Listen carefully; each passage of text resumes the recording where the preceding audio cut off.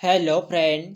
तो कैसे हैं आप लोग। आशा करता हूँ आप सभी अच्छे होंगे और तैयारी आप लोगों की काफ़ी अच्छी चल रही होगी।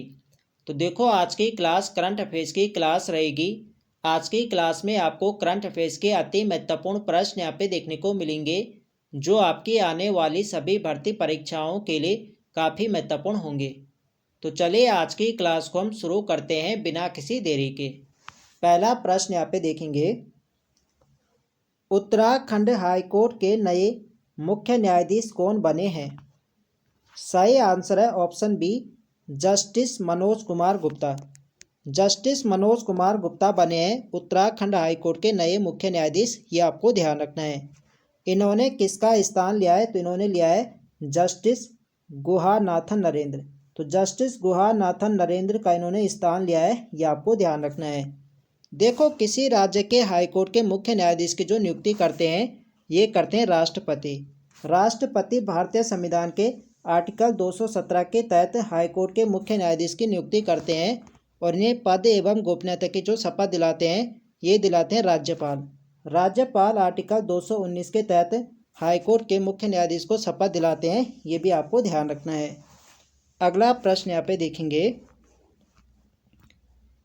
नीति आयोग के मुख्य कार्यकारी अधिकारी सीईओ का अतिरिक्त प्रभार किसे दिया गया है। सही आंसर है ऑप्शन सी, निधि छिब्बर। नीति आयोग के जो सीईओ बने हैं, ये बने निधि छिब्बर।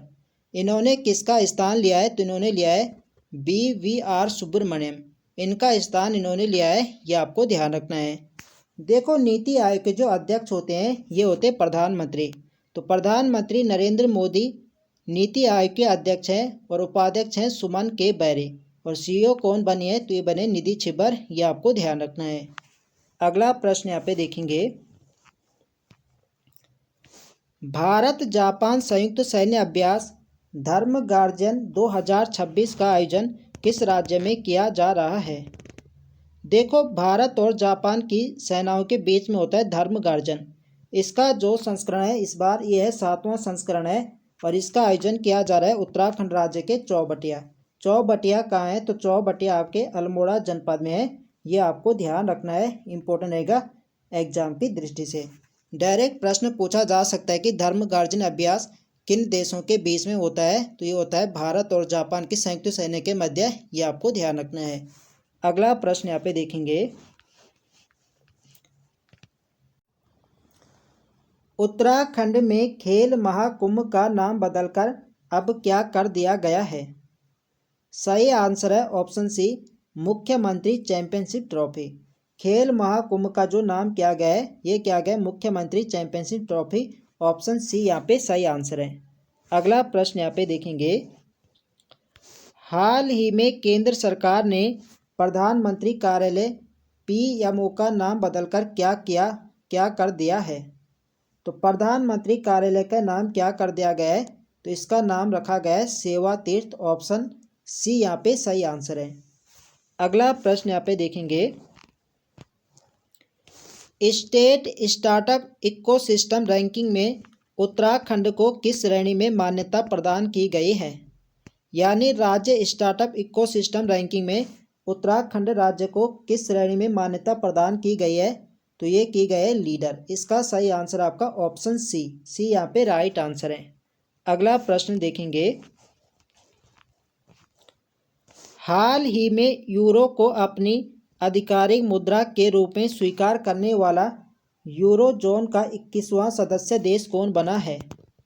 तो हाल ही में यूरो को अपनी आधिकारिक मुद्रा के रूप में स्वीकार करने वाला और यूरो जोन का 21वां सदस्य कौन सा देश बना है, तो ये बना है बुल्गारिया। ऑप्शन बी यहाँ पे सही आंसर है। अगला प्रश्न यहाँ पे देखेंगे, 26 जनवरी 2026 को तीसरे अंतर्राष्ट्रीय पतंग महोत्सव का आयोजन कहाँ किया गया है। सही आंसर है ऑप्शन बी, सराय काले खां बांसेरा पार्क नई दिल्ली। तो सराय काले खां बांसेरा पार्क नई दिल्ली में 16 जनवरी 2026 को तीसरे अंतर्राष्ट्रीय पतंग महोत्सव का आयोजन किया गया था। ये आपको ध्यान रखना है। देखो फ्रेंड्स, वीडियो पसंद आ रही तो फ्रेंड्स वीडियो को लाइक करें, शेयर करें और जो लोग चैनल पर नए हैं चैनल को सब्सक्राइब करें। अगला प्रश्न है हमारा, हाल ही में प्रधानमंत्री नरेंद्र मोदी द्वारा उद्घाटन की गई भारत की पहली वंदे भारत सनयन रेलगाड़ी किन दो स्टेशनों के बीच संचालित की गई है? सही आंसर है ऑप्शन ए, कामाख्या असम से हावड़ा पश्चिम बंगाल के मध्य भारत की पहली वंदे भारत सनयन रेलगाड़ी का संचालन किया गया है, ये आपको ध्यान रखना है। अगला प्रश्न यहाँ पे देखेंगे, हाल ही में भारत निर्वाचन आयोग ने चुनाव संबंधी सूचनाओं और सेवाओं के लिए किस एकीकृत डिजिटल प्लेटफॉर्म को लॉन्च किया है? सही आंसर है option D, ECI net. Election commission of India network को लॉन्च किया है भारत निर्वाचन आयोग ने, यह आपको ध्यान रखना है। ऑप्शन डी यहाँ पे सही आंसर है। अगला प्रश्न यहाँ पे देखेंगे, केंद्रीय बजट 2026-27 में केंद्र सरकार ने आय एवं व्यय का लक्ष्य कितना रखा है? सही आंसर है आपका ऑप्शन सी, 53.47 लाख करोड़ का लक्ष्य रखा गया है। ऑप्शन सी यहाँ पे सही आंसर है।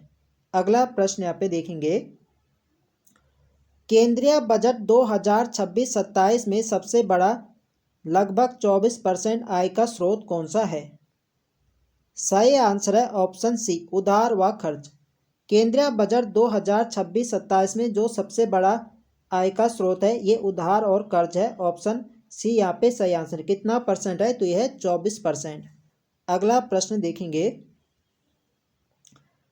केंद्रीय बजट 2026-27 में राजकीय घाटे का लक्ष्य GDP का कितना प्रतिशत रखा गया है?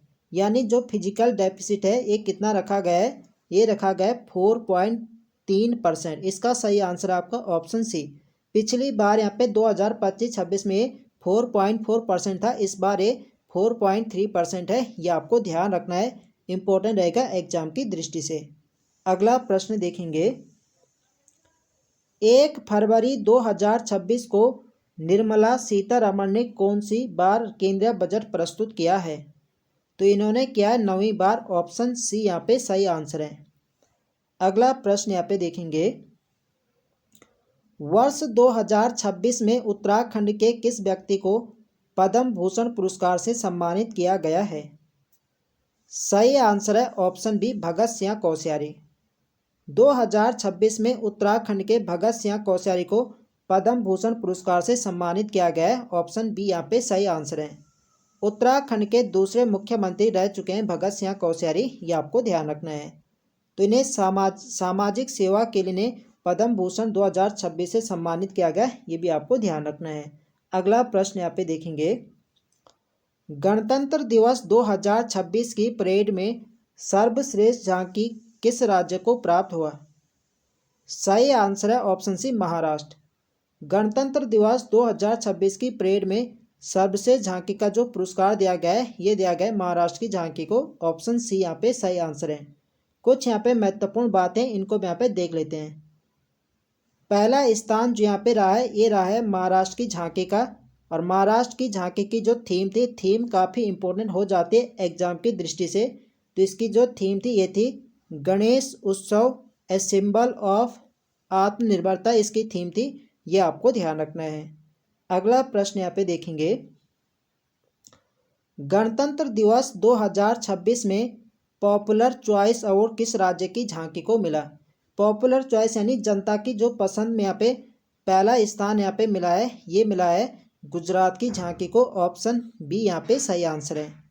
अगला प्रश्न देखेंगे, देखो फ्रेंड्स वीडियो पसंद आ रही तो फ्रेंड्स वीडियो को लाइक करें, शेयर करें, और जो लोग चैनल पर नए हैं चैनल को सब्सक्राइब करें।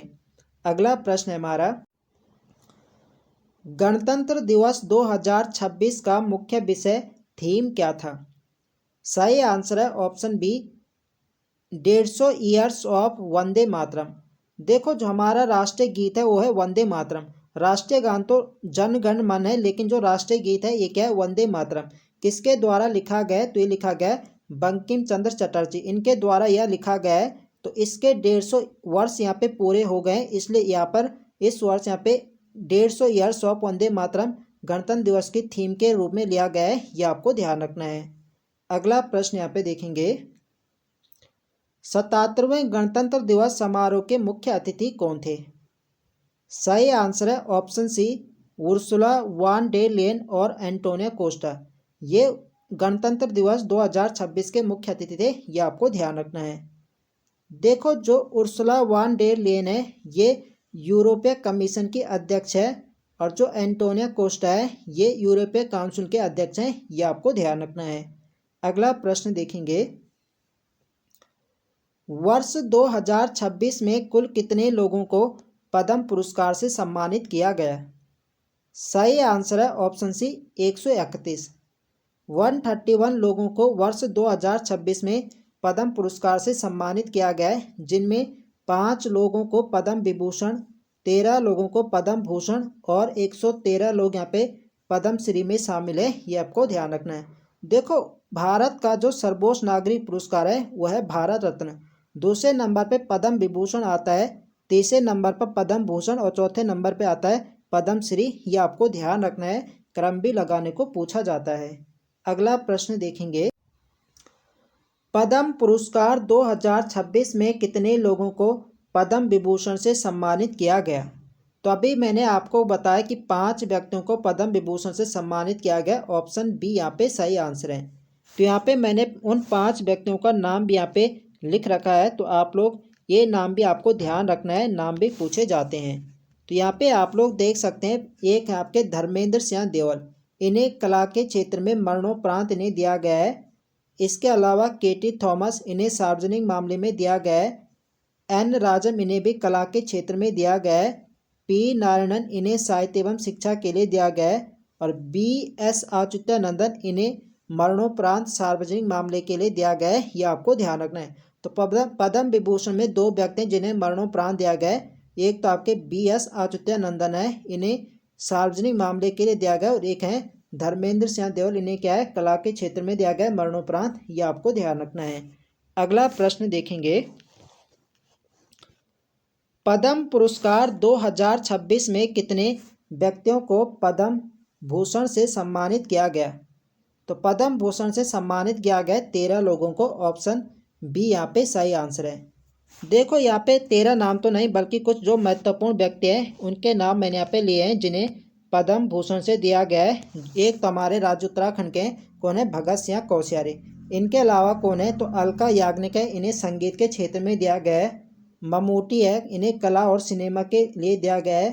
विजय अमृतराज है, इन्हें खेल के लिए दिया गया, टेनिस के खिलाड़ी हैं। पीयूष पांडे, इन्हें मरणोपरांत दिया गया है, ये क्या दिया गया, विज्ञापन कलाकार हैं। और शिबू सोरेन, इन्हें सार्वजनिक सेवा के लिए दिया गया है, यह आपको ध्यान रखना है। अगला प्रश्न यहाँ पे देखेंगे, पद्म पुरस्कार 2026 में कितने पुरस्कार पद्म श्री के रूप में दिए गए हैं? तो पद्म श्री दिए गए 113, ऑप्शन सी यहाँ पे सही आंसर है। अगला प्रश्न देखेंगे, पद्म पुरस्कार 2026 में कुल पुरस्कार प्राप्तकर्ताओं में महिलाओं की संख्या कितनी है?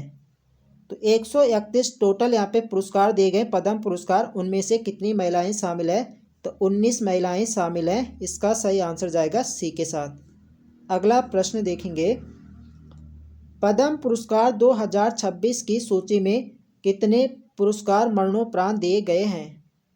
तो मरणोपरांत दिए गए 16 व्यक्ति ऐसे हैं जिन्हें मरणोपरांत दिया गया है, यह आपको ध्यान रखना है।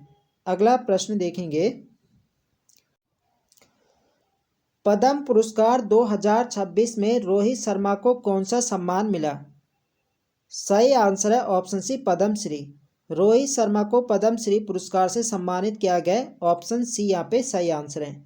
अगला प्रश्न यहाँ पे देखेंगे, पद्म पुरस्कार 2026 में हरमनप्रीत कौर को किस श्रेणी में सम्मानित किया गया? तो इन्हें भी पद्म श्री से सम्मानित किया गया, ऑप्शन सी यहाँ पे सही आंसर है। भारतीय महिला क्रिकेट टीम की कैप्टन है हरमनप्रीत कौर, यह आपको ध्यान रखना है। अगला प्रश्न देखेंगे, तो आज के लिए यहाँ पे इतने प्रश्न हैं। तो आई होप आप सभी को वीडियो पसंद आए तो फ्रेंड्स वीडियो को लाइक करें, शेयर करें, और जो लोग चैनल पर नए हैं चैनल को सब्सक्राइब करें।